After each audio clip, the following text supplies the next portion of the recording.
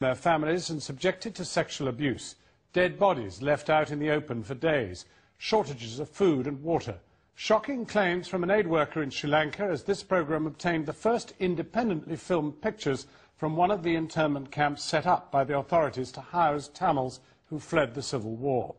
Channel 4 News managed to get cameras past the army checkpoints into a camp in the northern city of Vavuniya, where Tamils who've escaped the battle zone have been taken. Our Asia correspondent Nick Payton-Walsh has this report.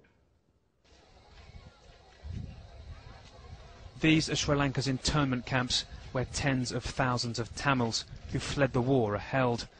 As a journalist, you can't come here unless the army guides you around. But these pictures were taken independently by a cameraman for Channel 4 News who managed to get into the camps. He filmed for the first time people talking freely about life here. They wanted their identities hidden, but spoke of the thirst, the struggle that came here after the perilous trek from the front lines. One man said he's an aid worker at the camp. Personally, I saw 4 dead bodies inside the camp, 3 women and a man. Worms came out of the mouth of one. It must have been there for 3 to 4 days. People just live with the dead bodies without doing anything. Some children were close to one. They didn't know that it was dead. People don't know who to complain to, so they just leave it. I saw mothers unable to feed their children.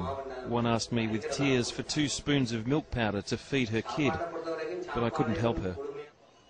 Stories of families separated by war and then imprisoned apart during the peace. Fathers and mothers without their children, this man looking for his parents. There's still children here without their parents.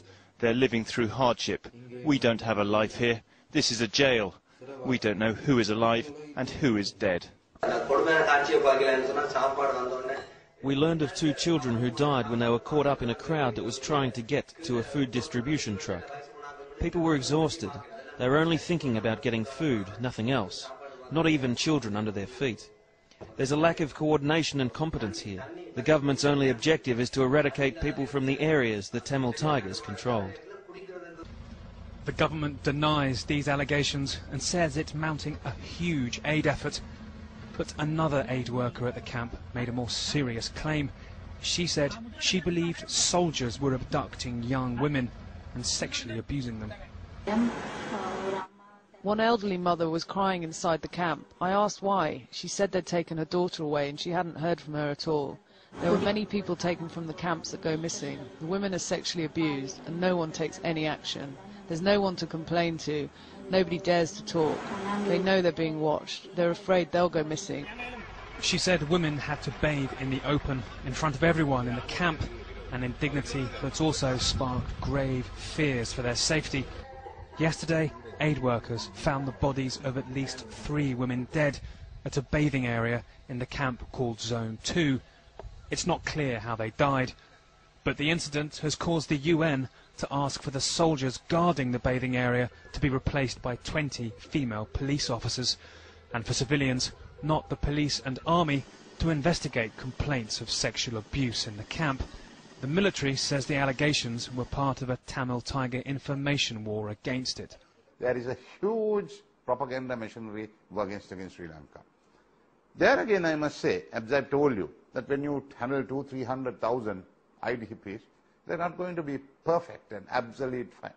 I mean, I'd be a great lie if I say so. So if your soldiers are abusing people or responsible for disappearances, they should be punished? Definitely. We will take course of action, legal course of action, and then they'll be punished because our forces, we know that they're one of the most disciplined forces. That's not something human rights groups would agree with. There are paramilitary and military forces active in and around the camps with a history of basically disappearing people. So people are extremely vulnerable and not getting the help that they need. The UN has asked the camp's authorities to investigate some of these allegations and would prefer civilians to be in charge of the camp. But the army remains the dominant force there, and aid agencies have found themselves assisting a program of internment that one aid worker has told us the government's saying could last for 3 years. Nick Payton-Walsh, Channel 4 News, Colombo. Well, the Sri Lankan High Commissioner Nihal Jayasinghe is in West London. High Commissioner, at the very least, there is a climate of fear in these camps. Is there? I am unable to comment because I know nothing about this. I have not heard anything about any exercise by the Sri Lankan army. But I do know that there is a tremendous disinformation campaign by the LTTE, and I am certain that this is also a part of that campaign. And if these things are happening the way it has been alleged, I ought to have known. I don't think this is true at all. Well, one of the reasons you don't know is because there are no international aid agencies in there of any great depth, and the media is only taken there on very occasional militarily guided tours. The fact is, if you would only open this up to the United Nations properly and to aid agencies properly and to the media, we would know the truth.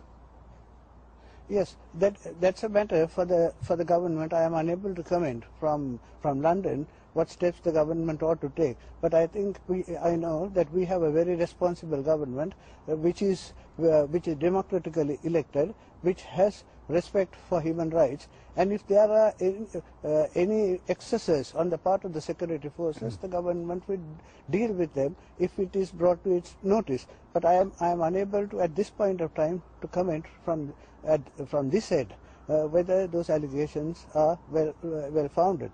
But I know that the media people are being taken in to the IDP camps, and they have not up to now said anything of the sort of things that has now been alleged. Well, High Commissioner, they've not been taken to this camp. We managed to get in there illegally with these cameras, courtesy of some assistance from people inside. You must be a very frustrated diplomat. Here you are securing a military victory against an organisation which is led by extremists, and you are losing the propaganda war. Surely you will want an international investigation into these allegations of atrocities. I think once we become convinced that these media organizations are reliable, then I think the Sri Lankan government would let them in. What do we have to do? What do we have to do? No, listen, as I have always been saying, for media men, bad news is news.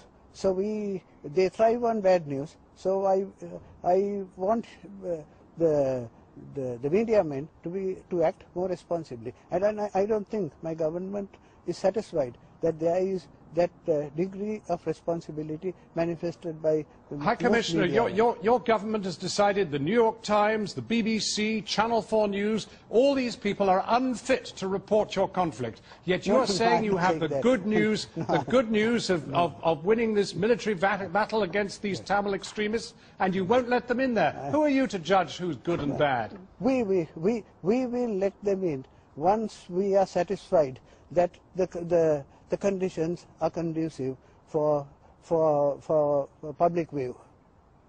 Well, High Commissioner, thank you for joining us. We look forward to having free access to those camps.